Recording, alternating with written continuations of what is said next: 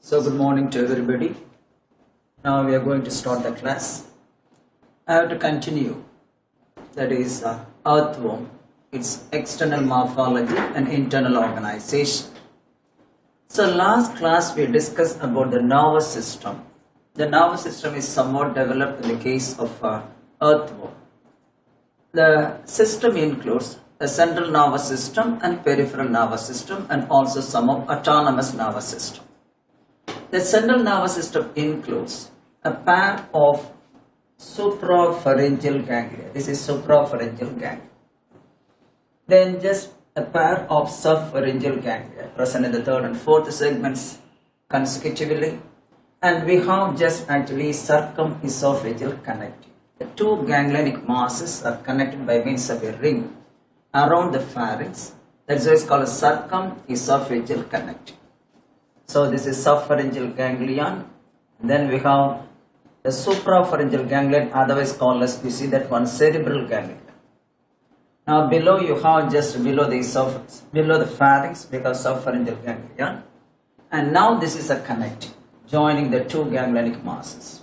One mass is present above the pharynx, another mass is present below the pharynx, and both are being connected by means of a ring, what is called actually circumesophageal connective. Then we have a double ventral nerve cord. Now this is the double ventral nerve cord. And each segment there is a ganglion, what is called segmental ganglion, this one, the segmental ganglion.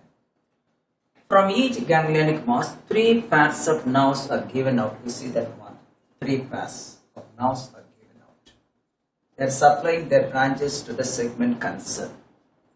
In addition to that one, a number of nerves are arising from the two ganglionic masses, supplying their branches to the various parts, to the anterior region, the prostomium, peristomium, etc. We have also autonomous nervous system and independent nervous system giving off branches connected to the various organs of the body. That's about what we have actually, the nervous system. And I mentioned about what is the nature of the nerve. The nature of the nerve is mixed. The meaning for that one, we have two different types of nerves, generally speaking, even in our case also. One nerve is called sensory nerve, or afferent nerve, carrying the information from the receptor organ or sense organs to the central nervous system. That is called sensory nerve, carrying information from the receptor, for example, skin or eye or the ear, to the central nervous system. Another one, a motor nerve. The motor nerve normally carries information from the central nervous system to the effector organ, the one which does the action. That is called effector organ. So we'll be studying more about this one under the physiology, under the nervous system, human nervous system. We'll talk about later now. Anyway, this is the fundamental one. Nerves, sensory and motor. Now, the nerves in Fretima are mixed type. That means it's having both the branches insulated, just like the wire. Inside the wire we have many filaments. Like that here, sensory nerve and motor nerve are insulated together to form a single nerve. So two passages present inside a single nerve. One is the sensory nerve, another one is the motor nerve. Both are insulated to form a single nerve. That's why the nerve in the case of Fretima is called mixed type. The nerve in the case of Fretima is called mixed type. In our body also we have a mixed type. Some of the cranial nerves are mixed type.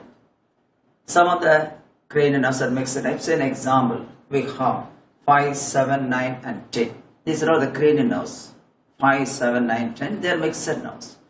Even in our case, the spinal nerve is also a mixed nerve, carrying both sensory and motor nerve fibers. Okay, we'll discuss more about this one. You have to know about it. What is a mixed nerve?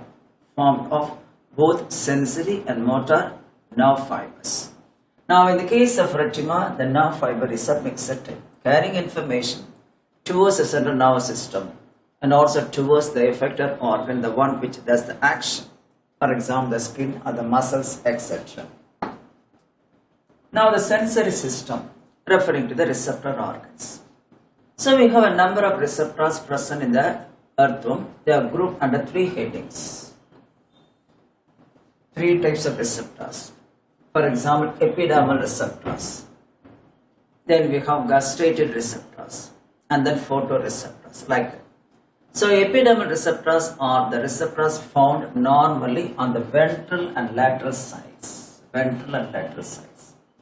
If you take the photoreceptors, they are present on the dorsal side. If you have the buccal receptors present in the buccal cavity. So the epidermal receptors are present on the ventral and lateral sides of the body.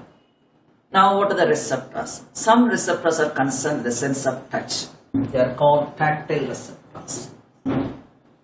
Such tactile receptors are technically called tango receptors.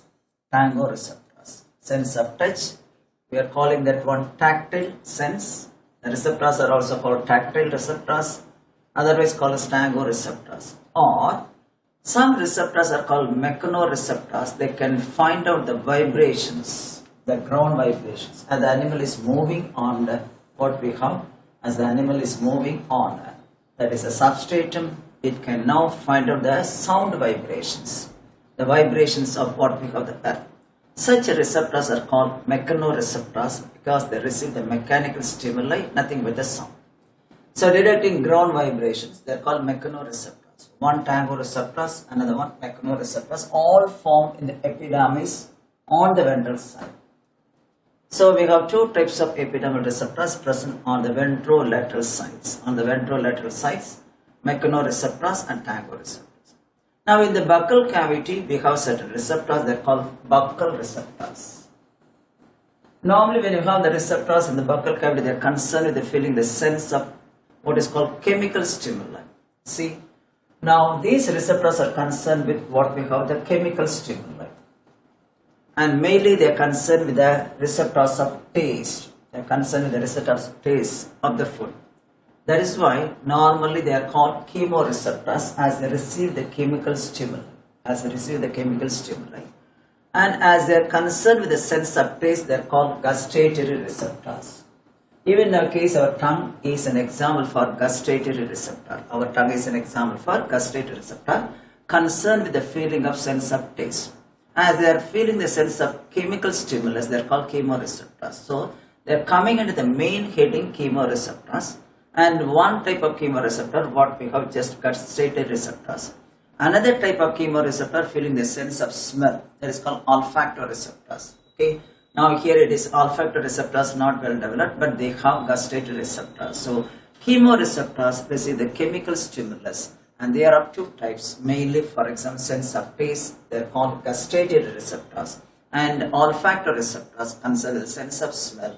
But in the case of earthworm, the sense of smell is poorly developed. That is why olfactory receptors are also absent.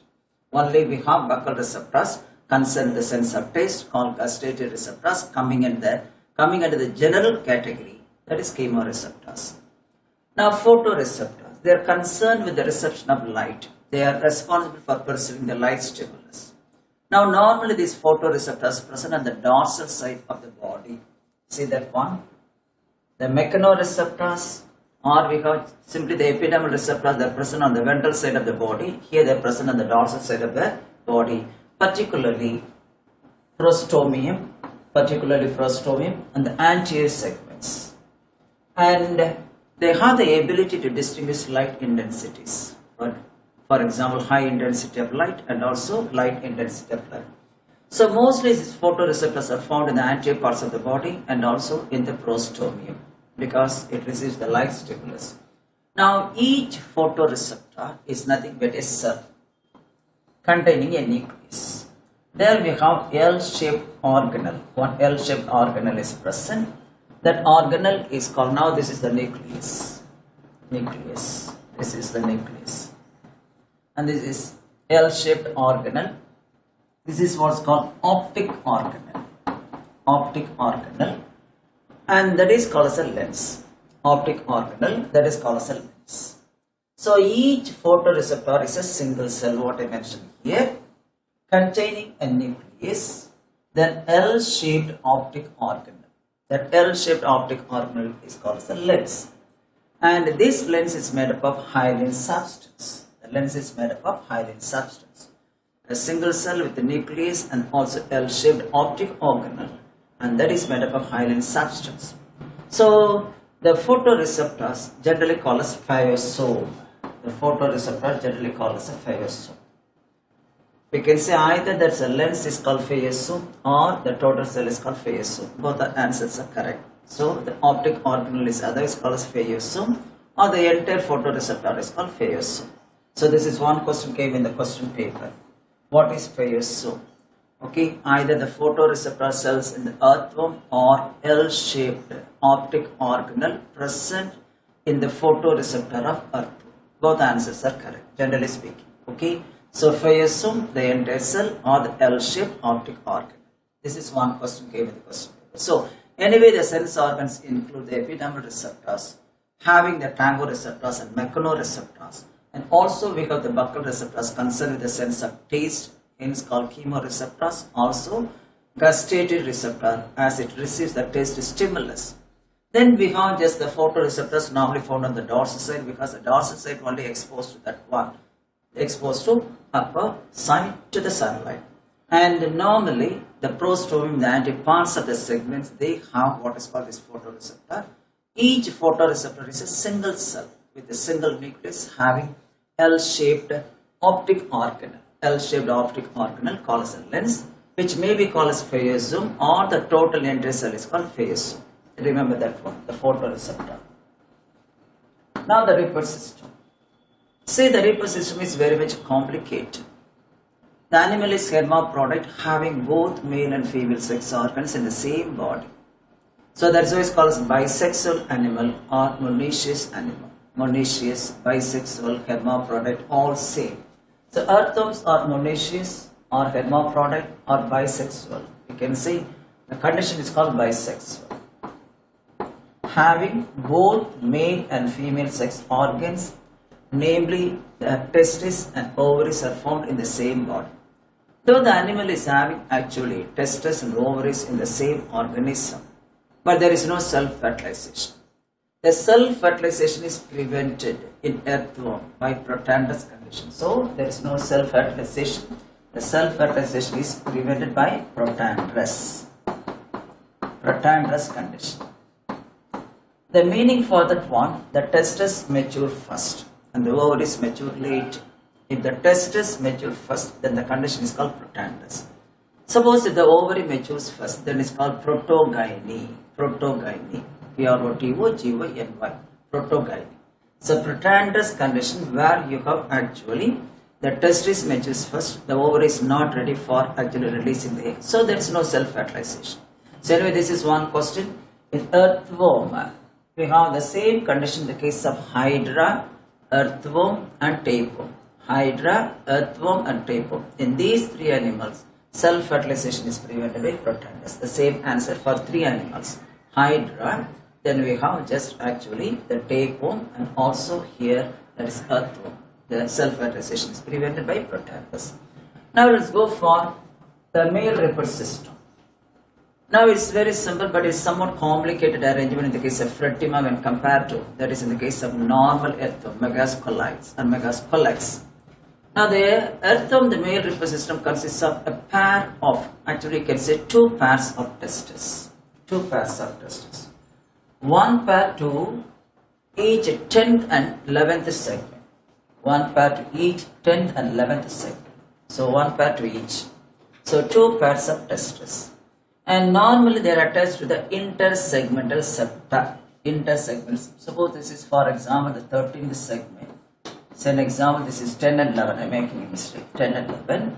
Now the testes are attached to, for example, this is called intersegmental septa. They are not present in the segment but attached to the intersegmental septa. So this is a septum present between the two segments, 10 and 11. So that is why it's called as intersegmental septum. So we have two pairs of testes, one pair to each. So this is one pair, this is another pair. So one pair of testes in what is called the 10th segment, another pair is present in the 11th segment. Okay, now they are attached to the intersegmental septum.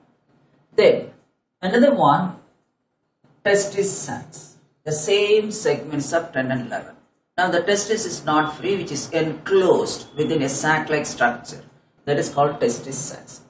Now what are the components present in the testis sacs of 10th segment, what are the components present in the testis sacs of 11th segment. So we have a pair of testis sacs in each of the 10th and 11th. So corresponding to the two pairs of testis, we have two pairs of what is called testis sacs. One pair in the 10th segment, one pair in the 11th segment. Now I will show the picture later now. Now, what are the components present in the testis sacs of the 10th segment? So testis sacs of the 10th segment. Now this one encloses what we have the testis and also paired spermiducal funnels, a pair of testis and a pair what is called spermiducal funnels. So a funnel shaped structure, just like what we can see in the case of nephridia, it is called nephrostome. Here it is called actually a funnel shaped ciliated structure. This is what is called the opening. They are called semiducal funnels. Semiducal funnels. So through which only the sperm is entering. So the semiducal funnels, the first part of what is called the vas deferens, the sperm duct, is possessing what we call the cilia-like structure. Cilia. For just oscillating, for just taking in of the what we call the sperms into the duct. So anyway, now the testis of the 10th, what we have the testis sacs of the 10th segment has two components. One, we have the testis, and also we have another one, that is the paired structures concerned with reception of the sperm, carrying the sperm towards what we have the 18th segment, that is called spermiducal funnels, a funnel shaped structure. Now this is what we call the vas deferens, like this. This is a sperm duct. Now the opening of the vas deferens or the sperm duct into the coelomic cavity is called what is known as semiducal funnel. Now, sorry, I made mistakes. Spermiducal funnel. Spermiducal funnel. Now the testis sac of the 11th segment. This is what we call two components in the 10th segment. One we have testis, another one spermiducal funnels. Now the testis of the 11th segment, it encloses again the another pair of testis, then another pair of spermiducal funnels, and also we have seminal vesicles. One pair of seminal vesicles. One pair of seminal vesicles. Because we have two pairs of seminal vesicles. One pair of seminal vesicles found normally just in the what is called the testis sacs of the 11th segment. Another pair of what we call the seminal vesicles are present in the corresponding 12th segment outside the outside the testis sacs. Outside the testis sacs. So the testis sacs in the 10th segment encloses two components. One, we have the spermiducal funnels. Another one, we have a pair of testes. Now the testis sac of the 11th segment encloses not only what we have the testis, then spermiducal funnels, and also we have that is seminal vesicle. So we have two pairs of seminal vesicles. One pair is enclosed in the 11th segment of the 11th segment, that is inside the testis sacs. Another pair is present in the 12th segment. We'll see later on. So here, two pairs of seminal vesicles in segments 11 and 12. That means the first pair is present within the testis sacs. The second pair is present outside the testis sacs in the 12th segment. So we have number one, a pair of testes. Normally, just two pairs of testes found attached to the 10th and 11th segment, intersegmental group. Then we have testis sacs, one pair in the 11th, one pair in the 10th.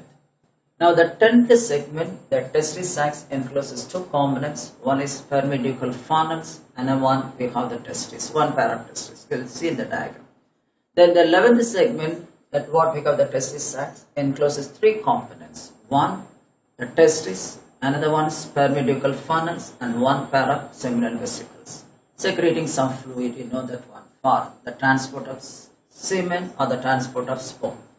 Now we have two pairs of seminal vesicles. One pair I mentioned already within the 11th segment, that too within what we call the testis sacs. Another pair is present in the 12th segment, outside this what we call the testis sacs, freely in the 12th segment.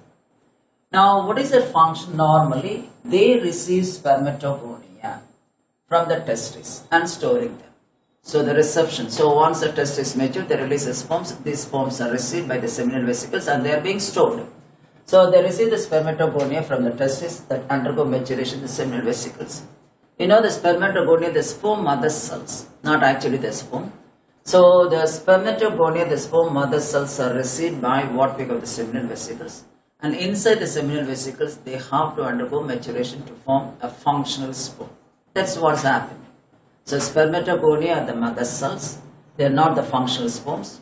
They are produced by what we call the testes. They reach the seminal vesicles. They undergo maturation within the seminal vesicles to form the sperm.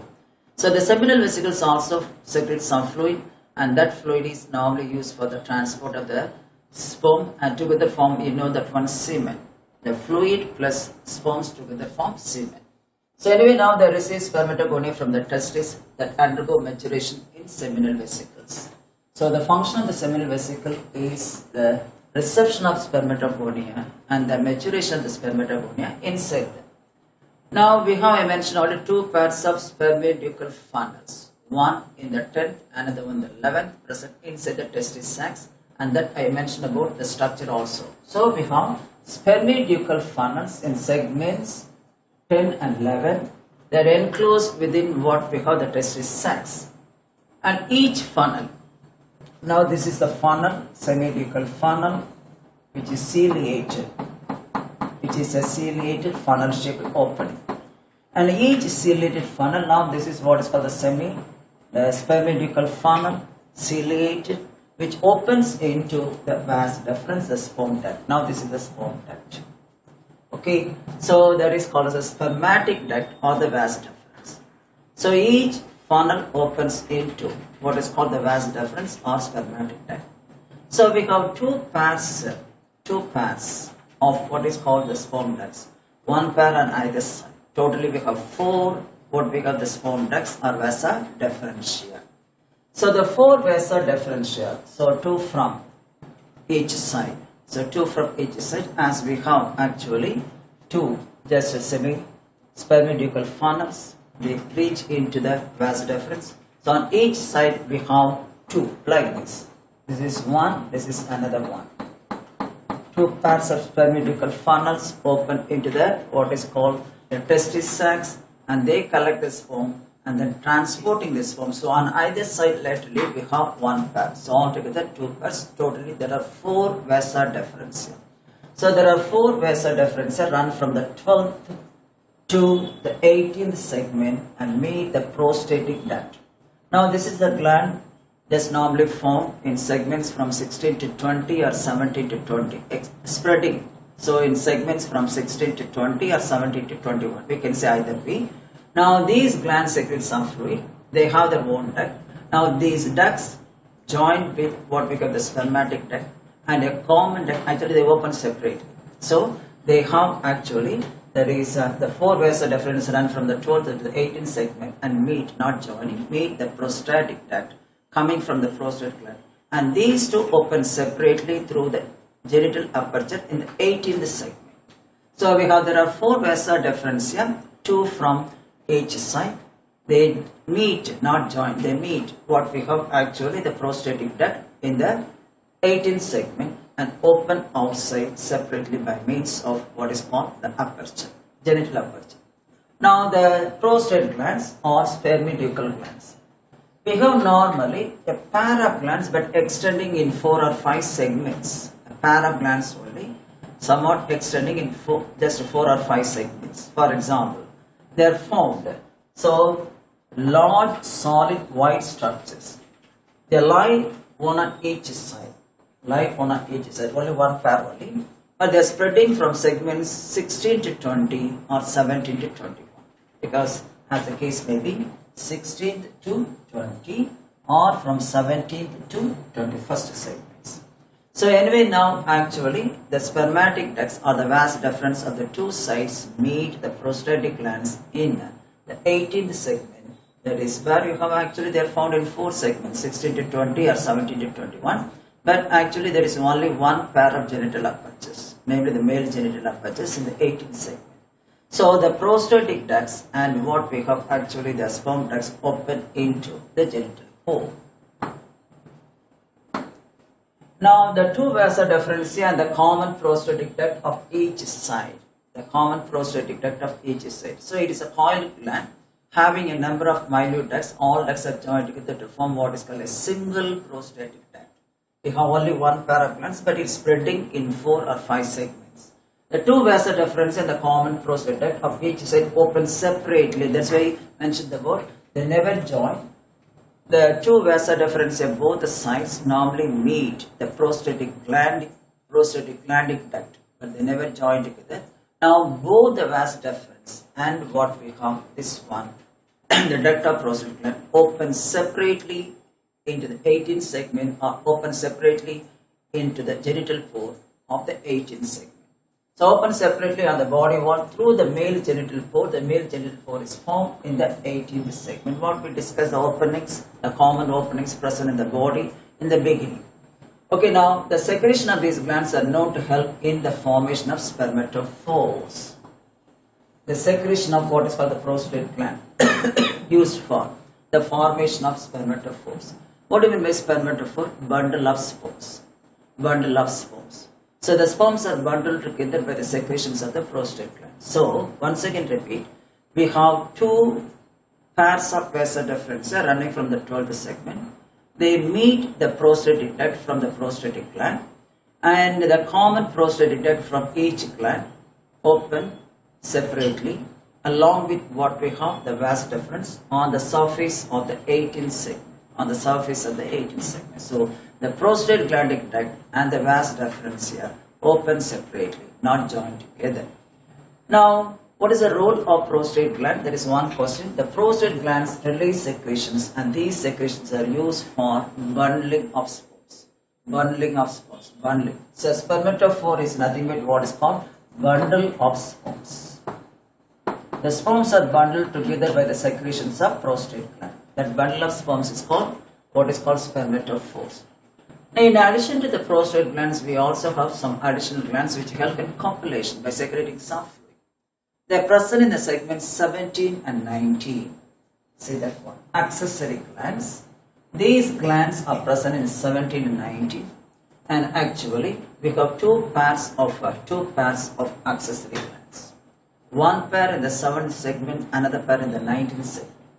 They are present at the base of the genital papillae. Present at the base of the genital papillae. So where you have some body seating or modified for transferring the sperm from one animal to another animal. That region is called the genital papillae, where you have the sperm transferring structures are present. That structure together form the genital papilla. Projection for transferring. Papilla means projection. A mass, a projection, having what we have some copulative spicules for transferring the sperm. What is called we have the genital papilla possessing some CT. What is called the penile CT we can see. So anyway, now here the accessory glands are present in the segment 17 19.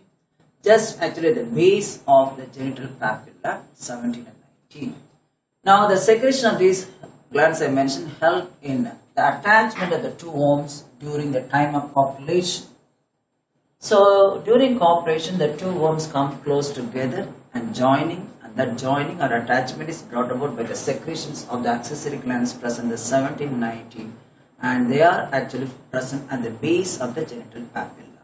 So that's about what we have the male reproductive organs in the accessory glands. So the accessory glands, so what are the glands associated with the male reproductive system? We have one, the prostate glands, another one, accessory glands. The prostate gland is responsible for the bundling of sperms, that is called spermatophore formation. And whereas the secretions of what we have the gland, accessory gland present in 17 and 19 are concerned with what is called the attachment of the two organisms during copulation. Now what are the openings? The genital pore. So I mentioned about the male genital pores are present ventrolaterally, the 18th segment. Though it is given ventral side, it is present ventrolaterally towards the lateral sides on the ventral side. So we have a pair of genital apertures present in what is called 18th segment concerned with the release of the sperm. So the sperm released by these organisms are just actually received by some structures, what we can say spermathecae. Now the seminal vesicles are concerned with the storage of spermatogonia and the maturation of what we have spermatogonia to form the functional sperms. We have some other structures normally concerned with or associated with the female reproductive system for the reception of the sperm from one animal and storage. So just to compare this one, seminal vesicles present in the associated with the male reproductive system concerned with the storage and reception of spermatogonia and maturation of spermatogonia. Receives the spermatogonia from the testis, present nearby the testis, and associated with what we call actually the reception and then maturation of spermatogonia. Whereas we have other structure for the reception of sperm from another animal, for its storage, what is called actually spermathecae. Other structure we discuss under the female reproductive system. That is called spermathecae, concerned with the reception of sperm from another animal. Seminal vesicles for the reception of spermatogonia from the testis of what we call animal of the same animal associated with the male reproductive system. Now the female reproductive system, it consists of a pair of ovaries again attached to the intersegmental septa present in the 12th and 13th segment. So testis in 11 and 12, and this one a pair of ovaries present in 12 and 13.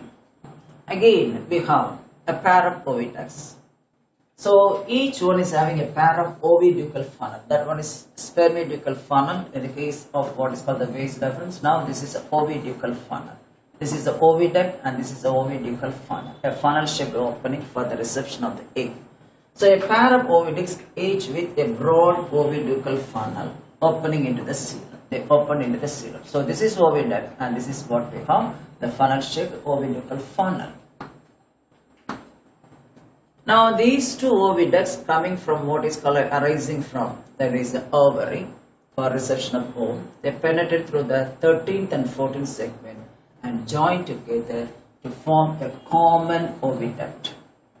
The two oviducts are both the sides united together to form a common oviduct. This common oviduct opens as the female genital aperture in the 14th segment. The female genital aperture in the 14th segment. So the male genital apertures are present in the 18th segment. The female genital apertures are present in the 14th segment. Okay.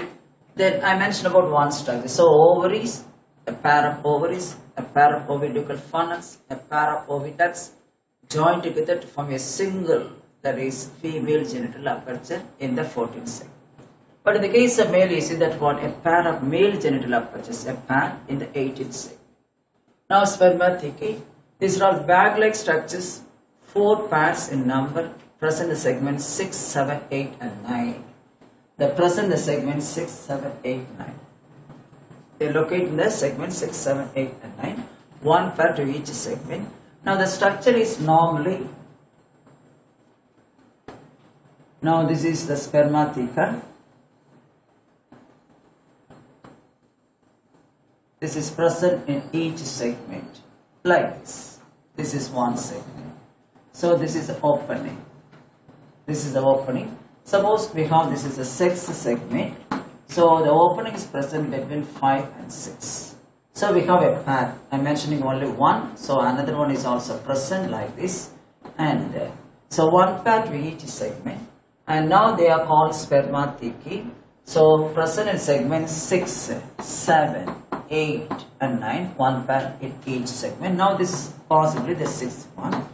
Now this sac opens outside through what is called opening present between the segments 5 and 6 in the intersegmental group. So we have 6, 7, 8 and 9 segments here, one pair each of spermathecae. Each spermatheca opens outside through an aperture. For the 6th one, the openings are present between 5 and 6. Next one 6 and 7, 7 and 8, 8 and 9. Okay, they have their openings. They open outside through the opening found in the intersegmental group between 5 and 6, 6 and 7, 7 and 8, 8 and 9. But the location of these spermathecae, 6th segment, 7th segment and 8th segment. Okay, they are present in between the openings. You see that one. This is an opening present in, this is what is called the intersegmental group. Intersegmental group. So this is one segment 5 and this is the 6th segment. It opens between the 5th and 6th segment concerned with the 6th spermatheca. The spermatheca found in the 6th segment. So they are concerned with the reception of sperm during copulation. They receive the sperm during copulation and storing of sperm until fertilization is to take place. So 4 pairs of spermatheca are located in segment 6, 7, 8 and 9. And they receive and store spermatozoa, the functional sperm. during copulation. So not immediately fertilization takes place. These 4 pairs of actually spermaticae receive the sperm when the 2 earthworms are lying. Just suppose normally the copulation occurs during the night time. Normally the copulation occurs during the night time. So now actually these 4 pairs of spermaticae are in contact with, in close association with the 18th segment of the male. So they are moving forward and backward and filling their what is called the sacs, receiving the sperm through the what is called the male genital aperture of another earthworm, and that one is called the copulation. Transfer of the sperms between one earthworm, another earthworm through the apertures. They are in parallel with, in coincides with the 18th segment of one worm. So they are moving forward and backward, one after another. They are filling their what is called the sperm in their sac-like structures, what we can say spermaticae. That is called as a copulation. So normally the copulation occurs during the night time only. The copulation occurs during the night time. Now I'll give you a clear picture. Now this is what we call the 4 pairs of spermaticae. 4 pairs of spermaticae. You can see that's one the segments 6, 7, 8 and 9. Then they are attached to the intersegmental groove and open on the surface of the body through 4 pairs of openings between 5, 6, 6, 7, 7, 8, 8, 9 location. Now these are all the testis sacs. What I mentioned, this is one testis sac, another testis sac. Likewise here one testis sac, another testis sac. So 2 pairs of testis sacs are present in segments 10 and 11. 2 pairs of testis sacs. Now each testis sac contains encloses what we have, see that one, the spermideucal funnel behind which, what I marked here. This is the spermideucal funnels. So we have one pair here, another pair here, spermideucal funnels. And then we have seminal vesicles. I mentioned earlier we have 2 pairs of seminal vesicles. Now this one, what I am marking. One pair of seminal vesicle being formed within the testis sacs, another pair is present just outside. So one pair in the 11th segment, you see that one, another pair in the 12th segment, another pair in the 12th segment, seminal vesicles. Now that is about the male reproductive system. We have one pair of vas deferens on one side, another pair of vas deferens on another side. So we have 2 pairs of vas deferens, yeah, altogether 4, 2 from each side, running down and then meeting what we call the prostatic gland. Now this is a prostatic gland present in segment 17 to 21 or 16 to 20. This we can have some set of, that is a dislocation. So from these prostatic gland we have a common duct, a prostate duct. Now this is a common prostate duct.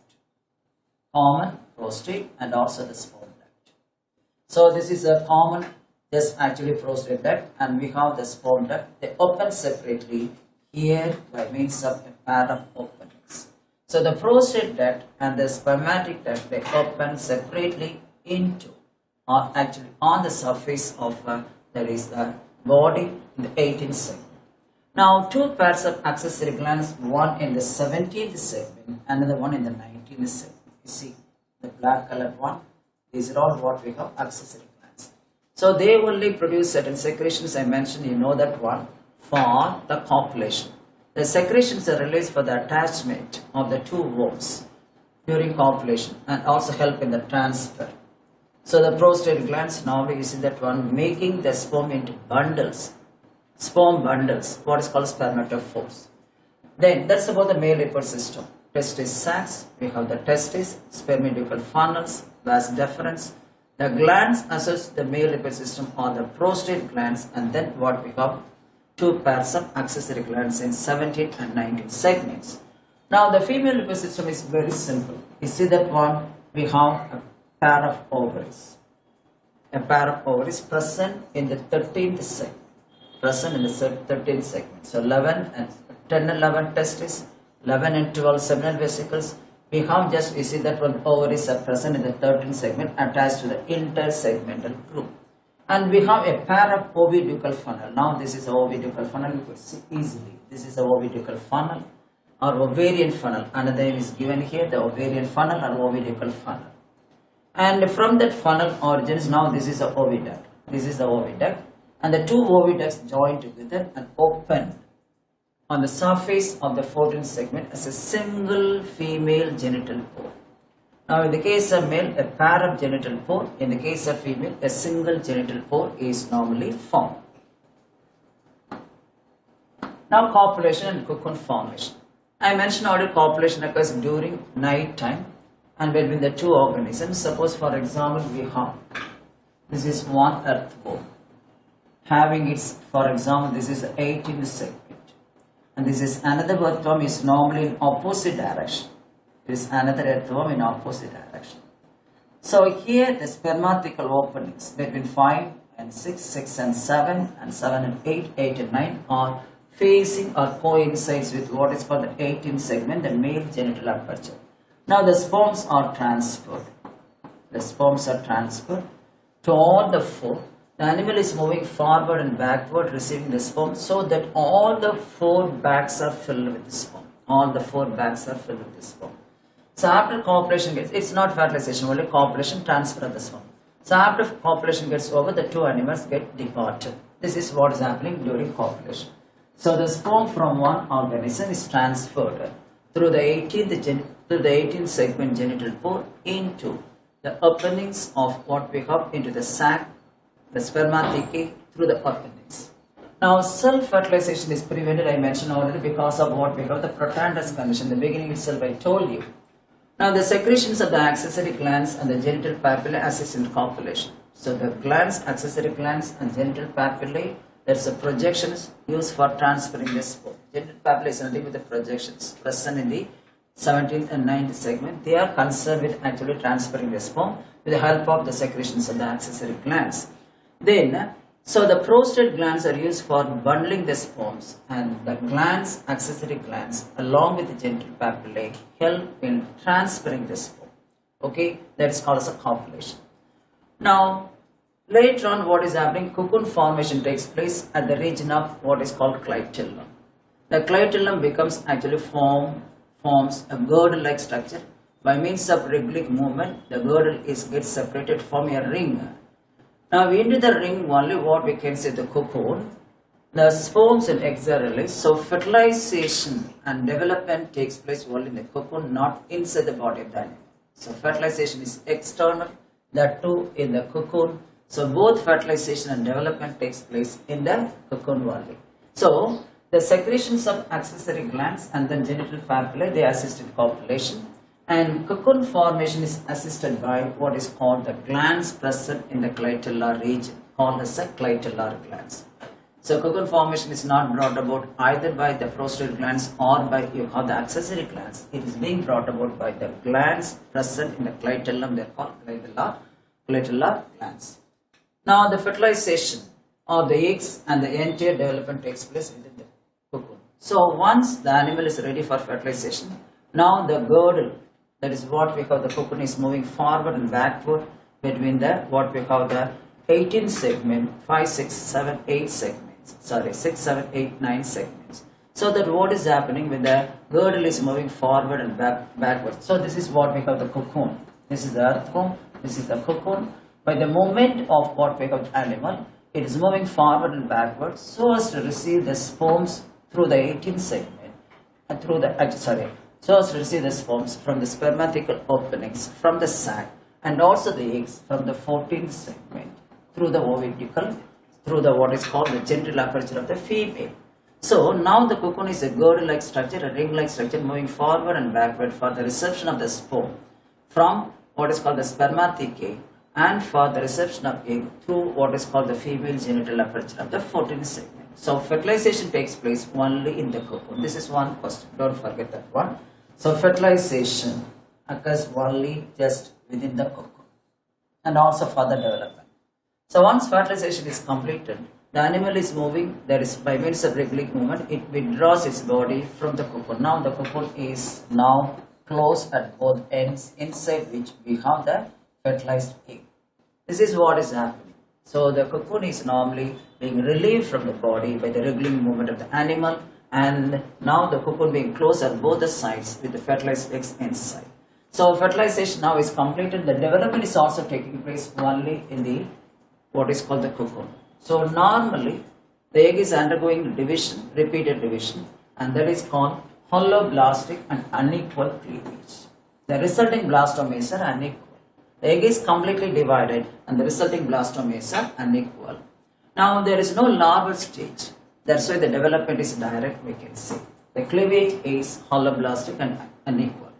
So after about what we have 3 weeks, in each cocoon, we have nearly 2 to just actually 20 baby worms are present with an average of 4. So that's an average. Totally we have just, it ranges from 2 to 20 with an average of 4 being produced at each time by the what is called the animal. Now, actually in the case of retima, a peculiar condition, though many eggs are present in the cocoon and only one develops into an young earthworm, all others being normally destroyed. So at a time 2 to 20 eggs are produced by fertilization and an average of 4 in all the individuals. Totally we can say an average. Though we have many baby worms are present, only one develops at a time and all others being destroyed. So the number is being restricted in the case of retima only, not in the case of other earthworms. Though many worms are produced in other earthworms, they are also converted into what we call adult. But here, though we have many earthworms are produced, actually the baby worms, only one develops into an adult worm that is being released by the rupture of the cocoon. So these are all the various changes. Don't forget now there is no larval stage, that is one. The cleavage is holoblastic and unequal, and then only one worm develops inside the cocoon after many worms have been produced and others are being destroyed or degenerated. Okay, that's happening. So these are all the various morphological and internal anatomy. So far we discussed about the earthworm. This is one. Structural organization, that is earthworm. We have to go for the structural organization of cockroach. That is the next one in the next class. Okay, thank you.